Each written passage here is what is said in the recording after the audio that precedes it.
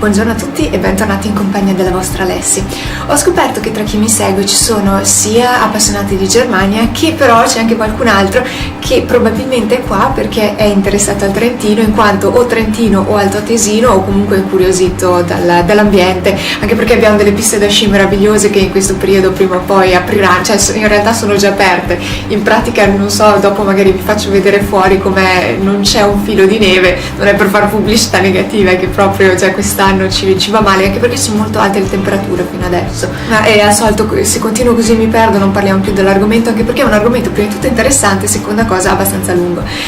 Allora, tutti quelli interessati alla Germania abbiamo detto possono andarsene e tornare settimana prossima in cui farò un altro video, invece questa settimana parliamo di Trentino e vorrei iniziare questo excursus sulla storia del Trentino partendo chiaramente dall'architettura, che è una cosa che mi interessa, l'avrete già capito, e partendo appunto dalla prima cosa che si vede quando si arriva a Trento. E cioè arrivando alla stazione, proprio fuori dalla stazione c'è questa piazza che si chiama Piazza Dante. Perché si chiama Piazza Dante?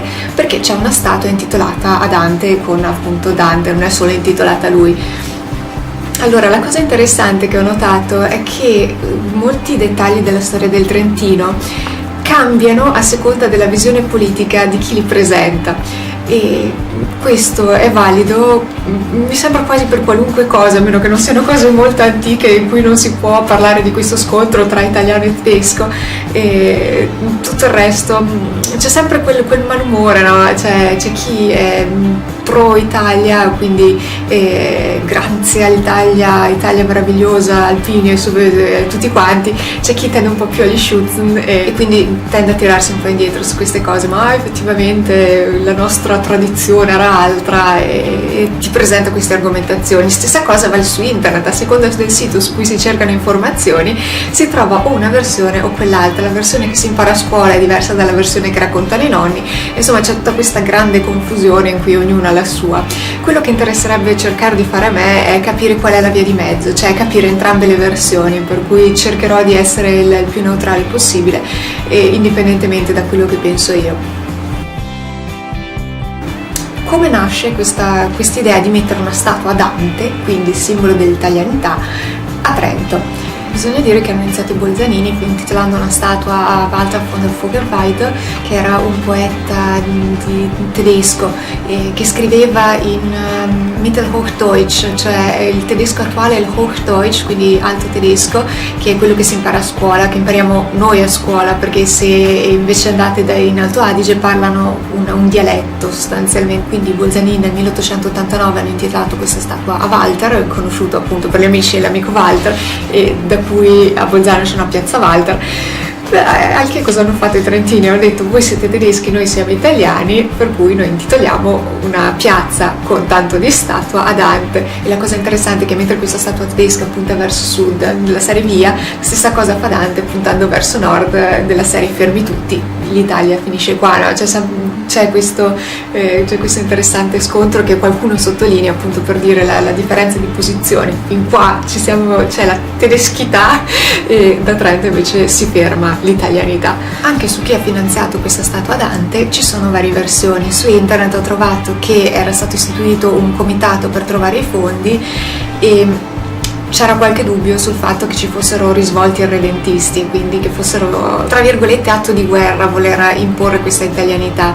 D'altra parte però ci si è resi conto che il Trentino era sostanzialmente italiano, era solo un sottolineare la cultura e non tanto una mossa politica, e alla fine si diceva che addirittura le autorità imperiali hanno collaborato, perché si trattava appunto di un monumento simbolico per la lingua, non tanto per un'impostazione finalizzata a quello che poi sarebbe successo. Invece un'altra versione che proprio sia stata pagata dagli irredentisti con questo motto proprio contro il tedesco, era un'imposizione, ce la facciamo, ci liberiamo finalmente da questi oppressori. Non potendo esserli all'epoca è difficile capire quale fosse la versione, magari c'erano entrambe, magari c'era qualcuno nella politica austriaca che trovava piuttosto indifferente avere una statua a Dante, c'era chi era molto negativo, Dio, ci scappano via, ci vogliono fare, cioè come adesso sorridiamo di chi vuole creare questa cosa del Tirolo unito perché è anacronistica. all'epoca probabilmente c'erano gli stessi discorsi, cioè c'era qualche estremista che voleva liberare il Trentino e c'era chi sostanzialmente non gliene fregava più di tanto.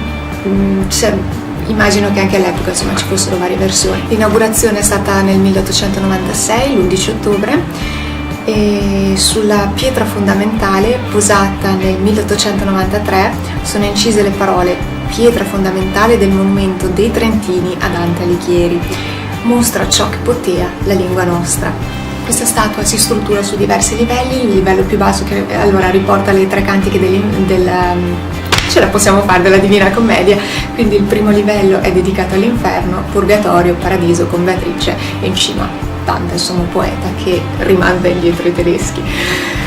E tra l'altro il Trentino era già conosciuto proprio anche da Dante stesso, perché abbiamo un luogo che si trova sulla statale 12 verso sud di Rovereto, e dove c'è quella che noi chiamiamo la ruina dantesca, cioè quella ruina che era stata nominata da Dante stesso all'interno della Divina Commedia nel canto 12° dell'inferno, in cui dice, aspettate che me l'ero scritto da qualche parte: qual è quella ruina che nel fianco di qua da Trento l'Adice percosse, o per terremoto o per sostegno manco, che da cima del monte onde si mosse, a piano essi le rocce discoscesa, che alcuna via darebbe a chi su fosse. Insomma, deve essere stata una cosa abbastanza rovinosa e pericolosa a cui assistere, e praticamente collassata alla cima del Monte Zugna, deviando addirittura il corso dell'Adige. Sì, ripeto, non volevo essere lì quando è successo. E ricercando su internet ho scoperto recensioni molto positive in cui dicevano ad esempio che tra i monumenti italiani dedicati al sommo poeta, quello di Trento è sicuramente il più bello e imponente. Alto 18 metri, è formato da un piedistallo ottagonale a 3 ripiani su cui si erge la statua in bronzo del poeta. Il piedistallo è ornato con sculture, pure in bronzo, che richiamano episodi e personaggi delle tre cantiche della Divina Commedia. Proseguendo dall'inferno al paradiso vi si riconoscono Minosse, Sordello e Beatrice. Sulla sommità la statua di Dante protende il braccio verso il Brennero, quasi a proteggere la città e le terre del Trentino.